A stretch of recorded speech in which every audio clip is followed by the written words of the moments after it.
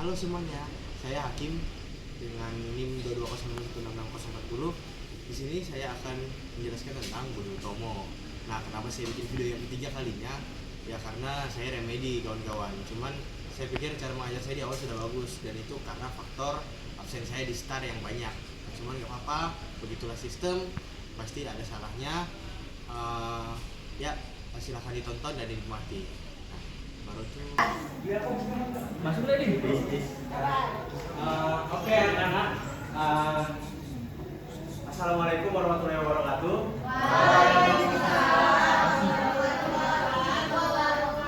Ya, jadi teman-teman, saya minta perhatian dulu. Anak-anak minta perhatian dulu ke saya. Sebelum kita mulai, kita ini mau belajar. Kita baca doa dulu. Jadi mungkin ketua kelasnya, Ervin ya, silakan pimpin kawan-kawannya buat kita baca doa. Karena hidup itu adalah doa yang panjang. Jadi silakan Ervin dimulai membaca doanya. Oke, sebelum memulai pembelajaran hari ini, marilah kita berdoa untuk dan kalian masing-masing berdoa mulai. Doa selesai. Ya. Jadi kawan-kawan, ada yang ingat ya? Maaf adik-adik, ada yang ingat ya kemarin kita belajar apa terkait dengan sejarah? Ada yang bisa jawab satu orang? Ya, Ervin silakan. Melawan kolonial. Woi, betul Ervin. Bagaimana dulu Ervin? Nah, hari ini juga terkait dengan itu, kita juga mau belajar hal yang sama. Melawan kolonial harus ada persatuan. Dengan persatuan kita bisa bergerak. Jadi kita akan belajar tentang pergerakan nasional. Ada dua organisasi di Indonesia yang mempelopori gerakan nasional di Indonesia, yaitu Budi Utomo dan Indonesia Party. Jadi kita lihat aja ya. Ya. Nah, ini dia latar belakang Budi Utomo. Jadi kalau kita lihat Budi Utomo di sana, ada fotonya ini. Jadi Budi Utomo ini didirikan oleh orang-orang yang sekolah di namanya Stovia. Stovia itu kalau sekarang ada yang tahu jadi apa? Katakan. Jadi apa dan? Ya betul sekali dan. Tepuk tangan dulu buat mantap. Nanti bapak kasih aja ya, cuman di luar aja kan di sini dilihat ya mana gak enak. Jadi Budi Utomo itu didirikan sama pelajar-pelajar yang bersekolah di Stovia. Jadi mereka mendapat kecerdasan, lalu mereka pikir kita ini harus melawan kolonial. Cuman Budi Utomo juga banyak kontroversinya karena beberapa orang bilang Budi Utomo itu beratnya ke kaum kelas atas, tapi bukan kaum kelas bawah. Jadi kalau dulu nama kelas atas itu kalau nggak salah Jawa, bukan Jawa dong nih.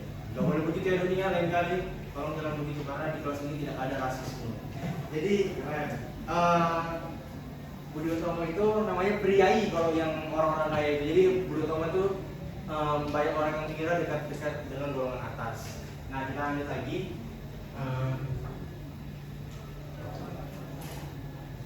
Ya, filosofi. Budi Utomo itu berasal dari dua bahasa Sanskerta. Yang pertama itu adalah Budi atau Bodhi, yang berarti keterbukaan. Yang dulu dunia karena bapak ini mau menjelaskan, nanti teman-temannya nggak bisa paham ini. Keterbukaan jiwa, kesadaran akal atau pengadilan. Yang kedua adalah Utomo. Kalau kita lihat Utomo sekarang pun masih dipakai, cuman bahasanya agak disesuaikan jadi utama. Sama seperti ini artinya utama ya, berarti tingkat pertama atau sangat baik. Kakak ini juga berarti kebajikan dan kesempurnaan dalam bahasa Jawa. Siapa di sini orang Jawa? Angkat tangan. Oh, coba dulu aja. Luar biasa orang Jawa di sini. Nah, ini dia faktor munculnya pemikiran Budi Utomo. Yang pertama adalah ketidakadilan sosial.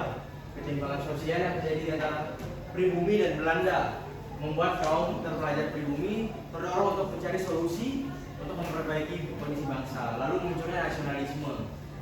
Munculnya rasa nasionalisme artinya mereka itu harusnya punya identitas sendiri gitu loh, bukan dibawahi sama yang namanya Hindia Belanda. Jadi muncul dari mereka bahwasanya mereka ini harus punya hak-hak mereka sendiri yang diakui sebagai manusia pribumi. Lalu mereka menyadari juga pentingnya kemerdekaan dan persatuan. Nah, lalu ada juga pencarian identitas nasional.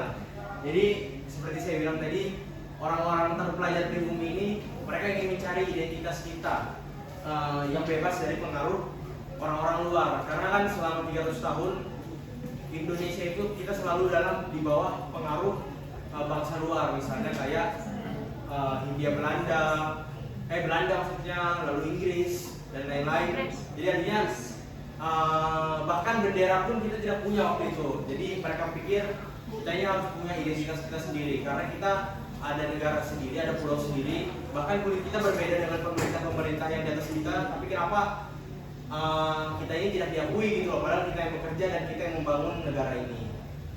Ya itu faktor munculnya.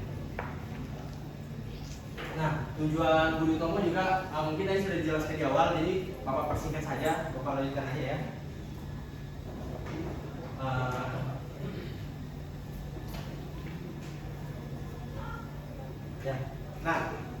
Jadi perkembangan Budi Utomo dan pergerakan nasional, kalau kita lihat pergerakan nasional, pokoknya yang saya jelaskan tadi, dia mengalami pasang surut, artinya mereka pernah jaya, namun mereka pernah juga waktu runtuh-runtuhnya. Nah, pada akhirnya pun mereka terpecah menjadi dua faksi. Yang pertama adalah faksi kanan yang moderat, mereka fokus pada bidang sosial dan budaya, sementara fasis kiri mereka bisa dibilang lebih radikal karena fokusnya terhadap kemerdekaan secara langsung. Jadi ada perbedaan di situ. Nah, oke. Lalu apa sih hubungannya dengan inisiatif? Jelas nanti dalam BPT mungkin tidak sempat dijelaskan karena ya yang jelas kita pasti susah menerima materi yang banyak dalam sekaligus presentasi. Jadi mungkin saya jelaskan sedikit.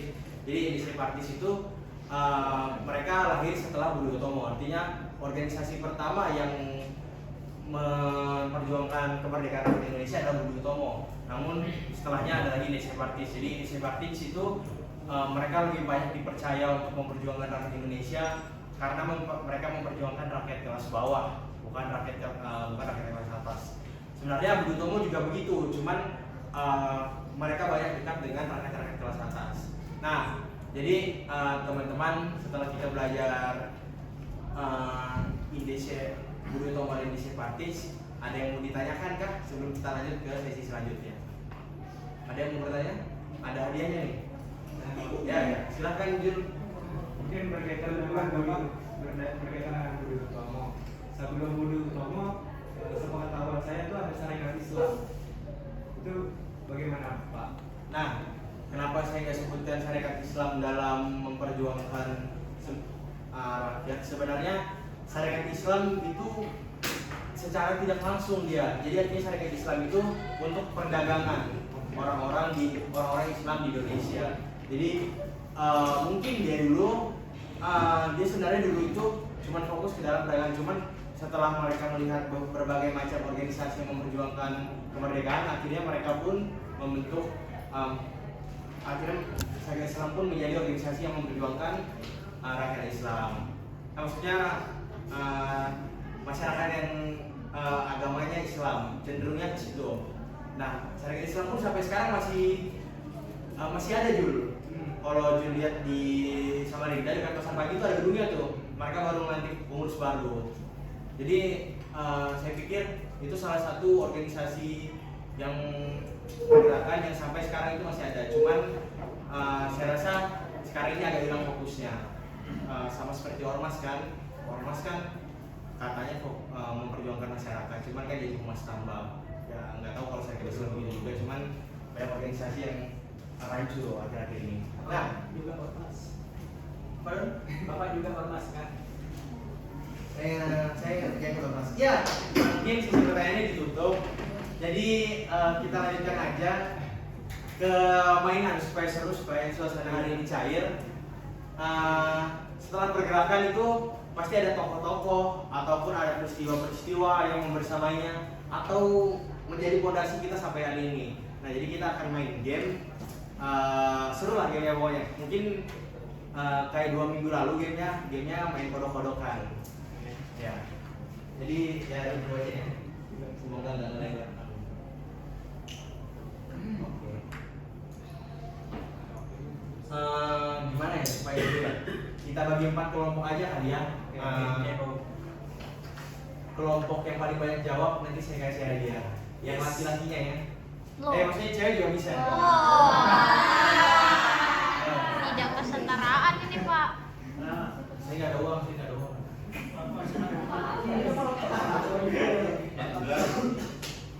Ya, yang pertama coba kita lihat ya. Siap-siap, Pon. Itu aja yang ini. Ya. Nah, apa yang dimaksud dengan G13 PKI yang misalnya Bang kata?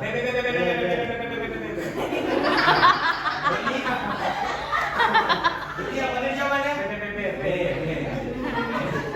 Berarti kelompok 2 punya 1 ya?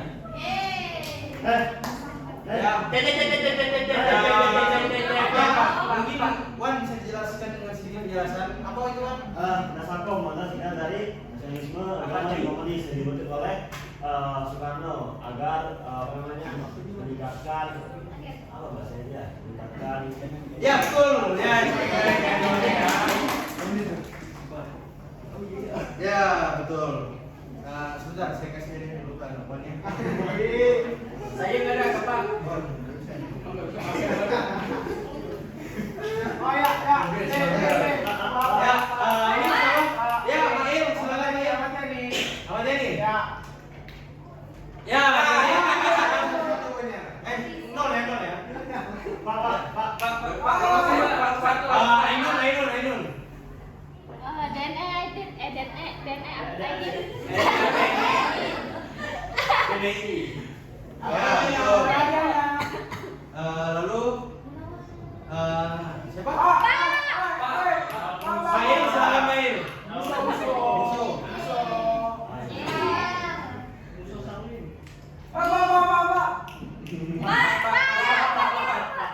Ya.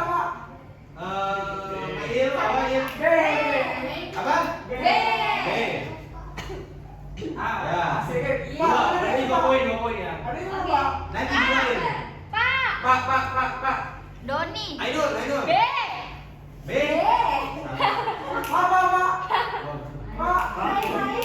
Ya, apa? Ya, kamu Wan. apa? B. B. Karun Sakar. Ya.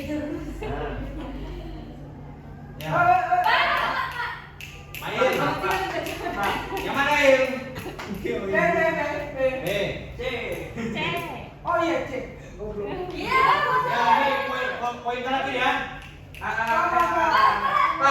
Benar, saya hitung 1 sampai 3 ya. Saya hitung 1 sampai 3 tangan. 3. Ya, 1, 2, 3. Oi, Wan, apa Wan? Alamat.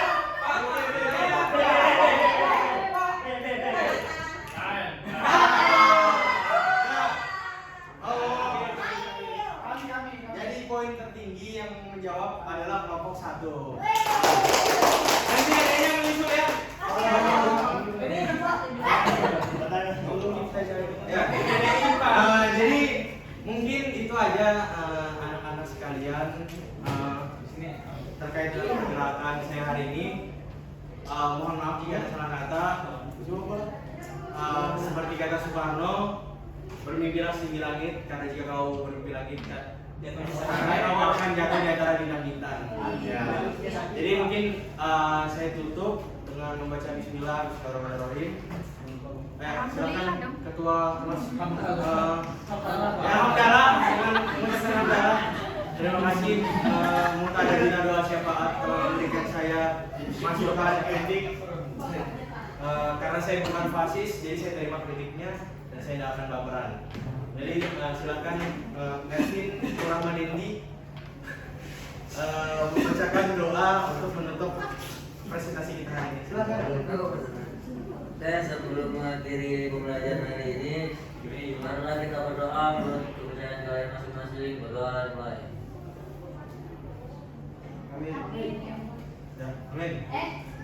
berdoa selesai. Ya, jadi saya akhiri ya teman-teman, adik-adik semua, anak-anak semua. Terima kasih atas perhatiannya dan kontribusinya hari ini. Ya, saya akhiri. Wassalamualaikum warahmatullahi wabarakatuh. Ya, selamat menikmati kawan-kawan. Semoga dengan video micro teaching saya ini bisa menjadi acuan untuk mengajar murid di sekolah nantinya. Terima kasih. Wassalamualaikum warahmatullahi wabarakatuh. Hidup rakyat.